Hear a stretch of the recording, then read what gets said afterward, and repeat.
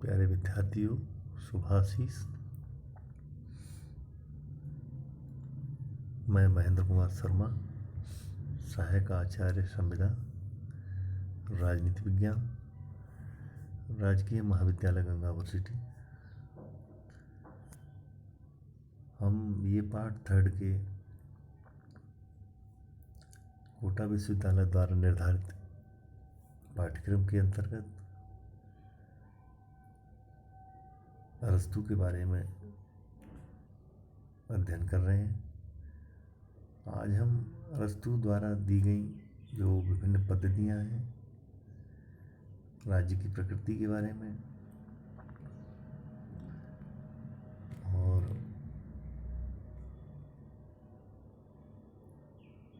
संविधान के बारे में अध्ययन करेंगे।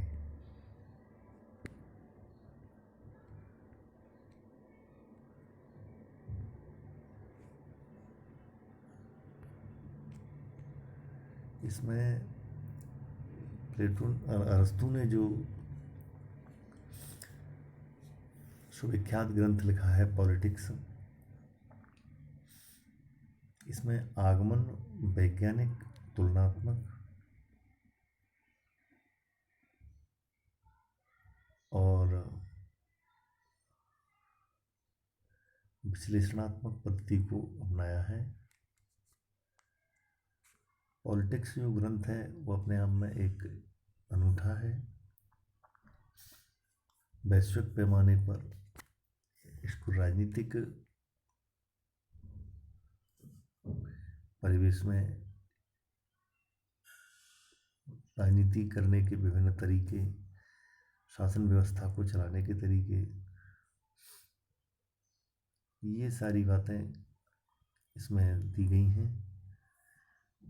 और आगमन पद्धति, वैज्ञानिक पद्धति, तुलनात्मक, विश्लेषणात्मक पद्धति आदि का इसमें प्रयोग किया गया है। वैज्ञानिक अध्ययन पद्धति का पॉलिटिक्स सर्वश्रेष्ठ ग्रंथ है माना जाता है। साइंटिफिक मेथडोलॉजी का ये सबसे अच्छा प्रभावित ग्रंथ पॉलिटिक्स को ही माना जाता है।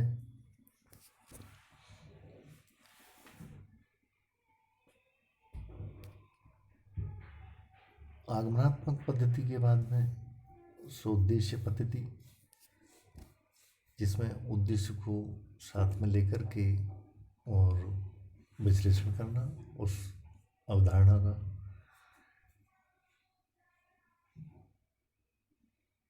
टेक्नोलॉजिकल मेथड, वस्तु की वास्तविक प्रकृति के बारे में निश्चयात्मक रूप से कहना, यानी वास्तविक प्रकृति के बारे में निश्चय रूप से उसके उद्देश्य को ध्यान में रखते हुए। फिर है सादृश्यों का उपयोग, यूज ऑफ एनालॉजीज, सादृश्यों का उपयोग। फिर है चिकित्सा, प्राणी शास्त्र से सादृश्य ढूंढकर प्रयोग में किया गया। मैंने पहले ही बताया था कि अरस्तू का जो वैज्ञानिक दृष्टिकोण है वो इस राजनीतिक अध्ययन प्रणाली में उस तथ्यात्मक, ज्ञानात्मक एवं प्रयोगधर्मी तकनीकियों के माध्यम से अध्ययन करवाने का प्रयास करता है, जो यथार्थवादी राजनीति का अध्ययन करवाता है। ये प्राणी शास्त्र है, चिकित्सा शास्त्र है, ये सब वैज्ञानिक क्षेत्र के अवधारणा है। इनकी पद्धतियों को या इनकी तकनीकियों को राजनीति के अध्ययन क्षेत्र में सम्मिलित करना अरस्तू का एक विशेष गुण था।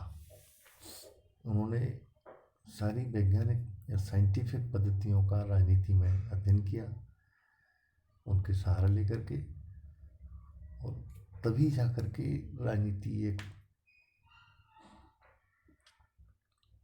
ऐसा वैज्ञानिक अध्ययन बिंदु बना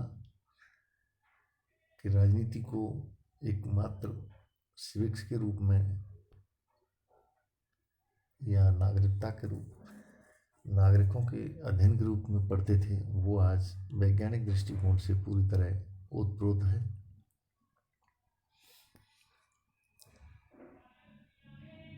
फिर है ऐतिहासिक पद्धति, हिस्टोरिकल मेथड, कि अरस्तू ने अपने अध्ययन अध्यापन में प्रयोग किया। 1 से 58 संविधानों का वर्गीकरण किया इन्होंने।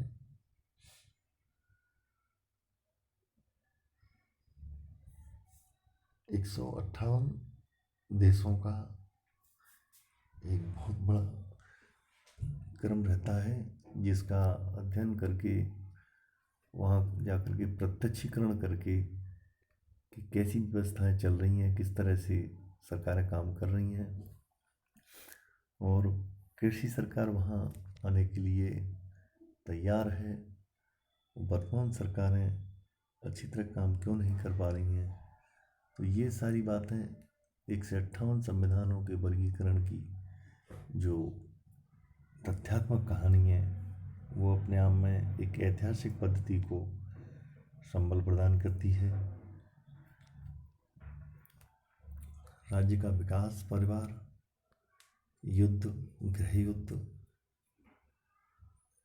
क्रांतियाँ, दास प्रथा, नागरिकता, शिक्षा पद्धति, संविधान, सरकार आदि अवधारणा ऐतिहासिक पद्धति के आधार पर ही जमी हुई है। क्योंकि संवैधानिक दृष्टिकोण अतीत में क्या था, सरकारें कैसी रहीं, किस तरह की शैक्षिक प्रणाली थी, दास प्रथा का बोलबाला शुरू से रहा, तो उसको भी आधार मान करके उसके बारे में वैचारिकता को दिया गया।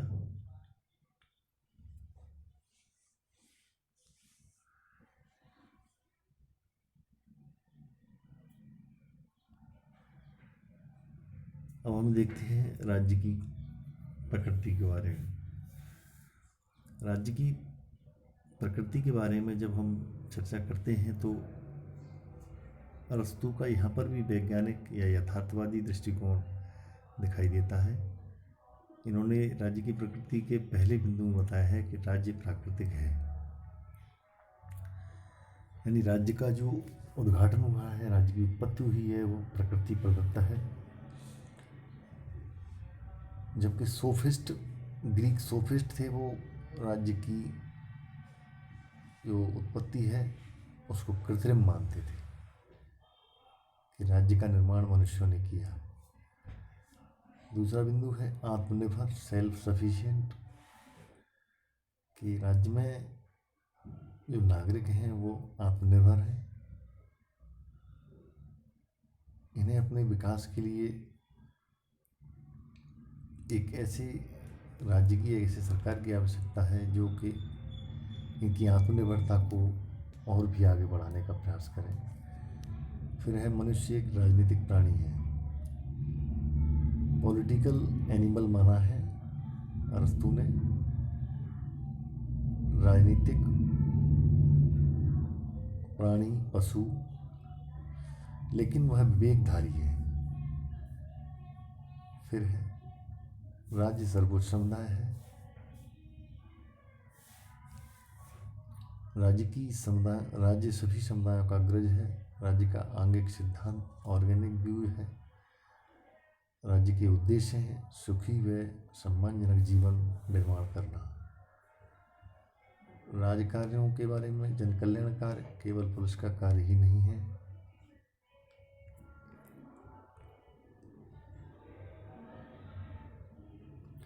तो इस प्रकार से जब हम देखते हैं कि अरस्तू के द्वारा दिए गए जो विभिन्न कार्य हैं। अब हम देखते हैं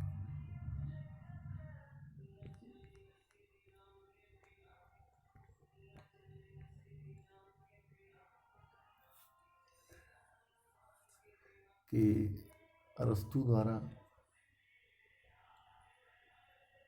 जो ये प्रकृतियाँ दी हैं राज्य की, ये अपने आप में एक ऐसे राज्य का निर्माण करती हैं जो वैज्ञानिकता एवं ऐसी सरकार का निर्माण करती हैं जो तकनीकी भरी व्यवस्थाओं से संचालित हो, जिसमें किसी प्रकार का कोई भी दोष नहीं हो, पूरी तरह से नागरिकों के हितों की, नागरिकों के विकास की बात करती हो, राज्य के उद्देश्य हों कैसे हों, सुखी और सम्मान जीवन जीने की व्यवस्था करे, आत्मनिर्भरता का, राज्य के कार्यों का जो वर्णन किया उसमें जन कल्याण कार्य है। तो ये सारी बातें इसमें आती हैं। धन्यवाद। अगले व्याख्यान में हम प्लेटो द्वारा दिए गए संविधान के वर्गीकरण एवं क्रांतियों के बारे में अध्ययन करेंगे। तब तक के लिए धन्यवाद।